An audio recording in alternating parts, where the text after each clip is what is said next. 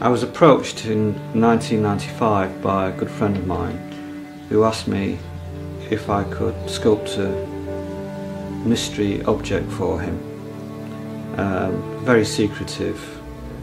I can't really tell you much about it, but it's based on some degraded film that a friend of his had bought. Eventually I did meet up and I set about making this object, which took a few weeks. There were lots of blood and guts involved, and wailing and gnashing of teeth to get it all done in one evening. My wife will woke me in the morning to say, "There's a message for you." And I said, "What is it?" And she said, "The eagle has landed."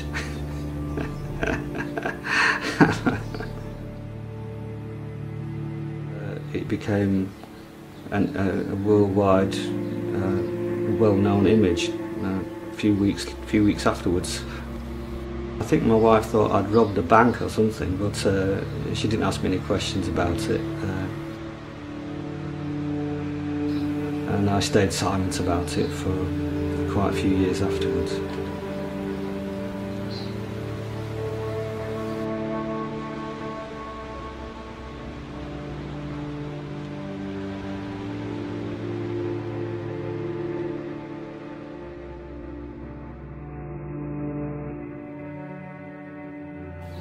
I'm quite interested in the concept of how we deal with shock and understand shock when we're knocked sideways and things don't seem real anymore, or when things seem to slow down and we have a completely different take on reality, and we see things in a very different way. We expect the world to stop for a while, but it just carries on spinning round while we become stationary. The distorted shape that you've created is the norm. This shape now, it has become your reality.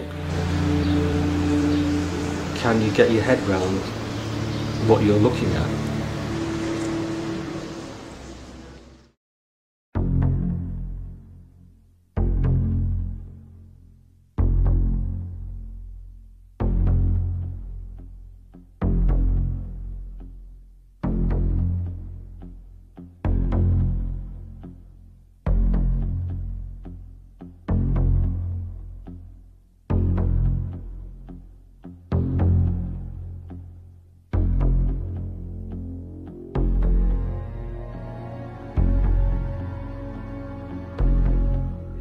Nous avons donc cherché qui pouvait posséder cette pellicule, et vous savez que depuis le début de l'histoire, on parle d'un certain Volker Spielberg, qui est donc à la fois une de vos relations et quelqu'un qui vous a aidé, vous l'avez dit dans plusieurs interviews, à acquérir ce document aux États-Unis, car ce caméraman, s'il existe en tout cas, a vendu assez cher ces images.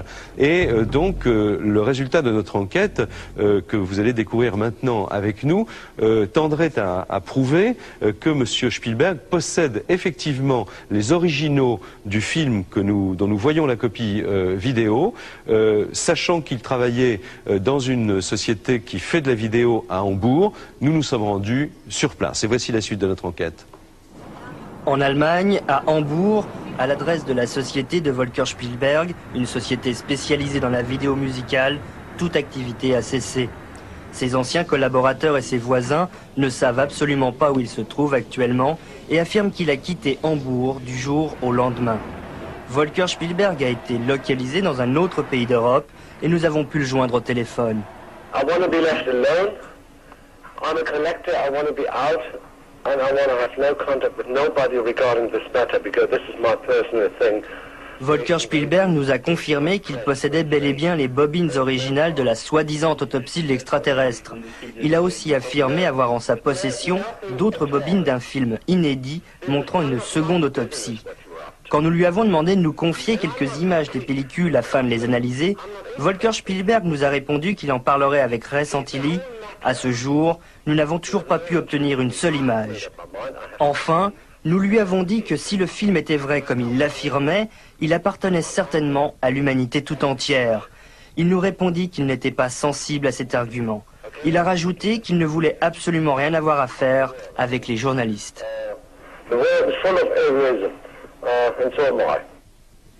Voilà, alors Ray, j'ai la question, quoi, c'est vous déclenchez des questions fondamentales dans le monde entier, vous attirez l'attention de tout le monde sur un événement considérable, et puis vous ne donnez pas les moyens ni aux journalistes ni aux autres d'authentifier le document que vous avez. Alors ma question, c'est combien de temps allez-vous pouvoir rester sur cette position?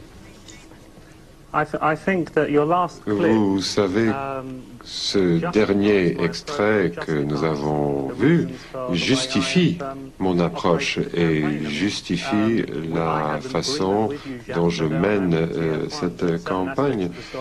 J'avais un accord avec TF1 et avec Jacques Pradel que certains aspects de cette histoire resteraient confidentiels. Je suis très déçu.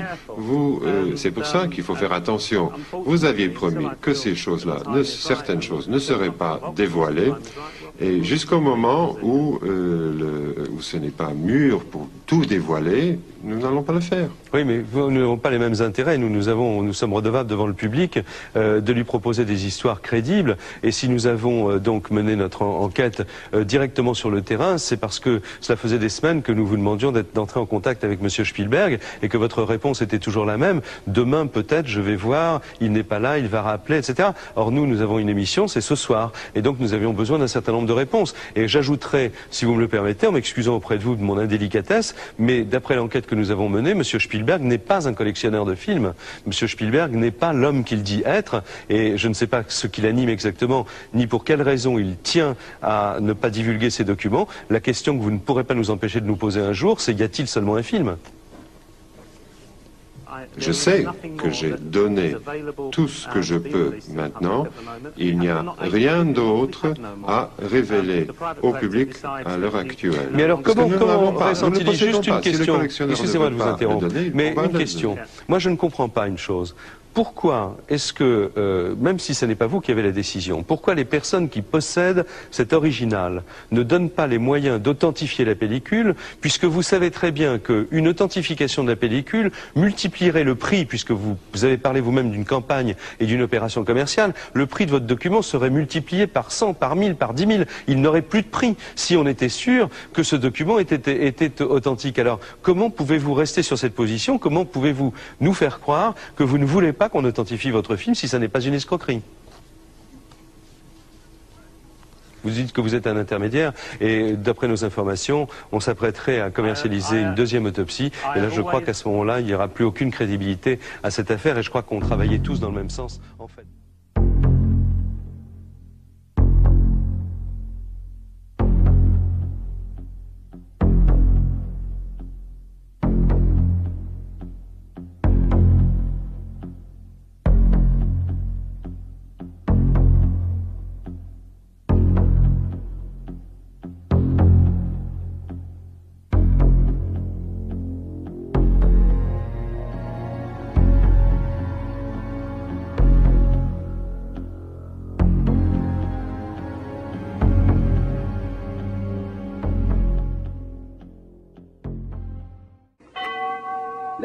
Le 30 octobre 1938, Orson Welles et sa troupe de théâtre du Mercury diffusent à la radio une adaptation du roman de science-fiction La Guerre des mondes.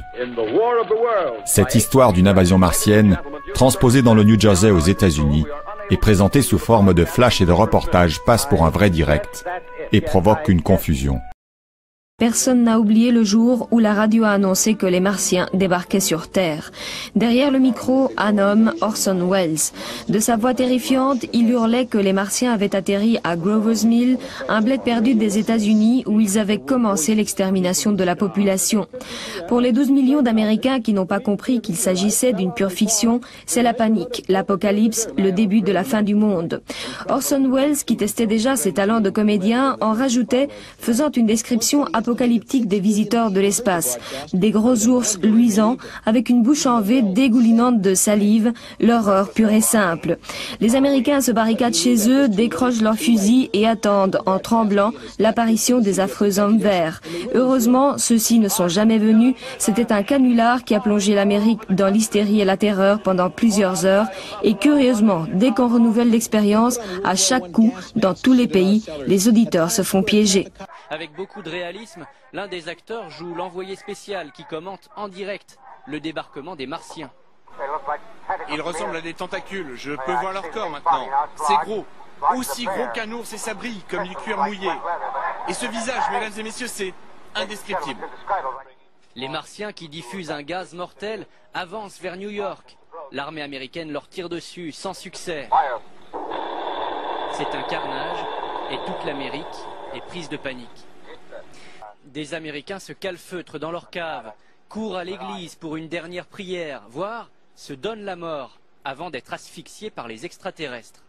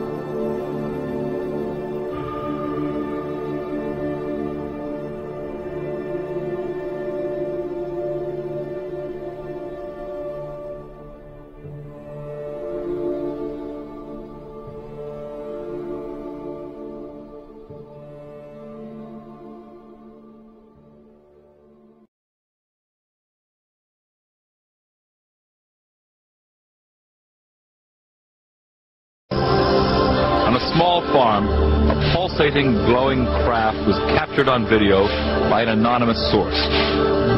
Could this be the first videotaped account of an alien spacecraft landing on terrestrial soil? Bob Exler, a former NASA mission specialist, received the tape in the mail along with strange documents and a fingerprint from a source known only as The Guardian.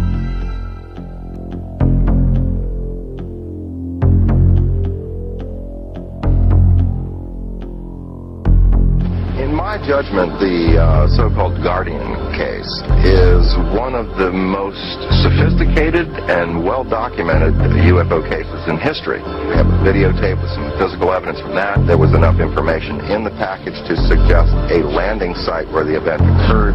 We found witnesses, eyewitnesses to the event. This was clearly a disc-shaped object with some rather unique-looking appendages.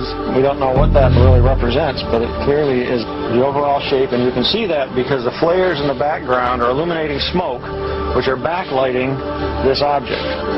Navy optical physicist Dr. Bruce Maccabee determined that the craft hovering above the field appears to be 25 feet in diameter.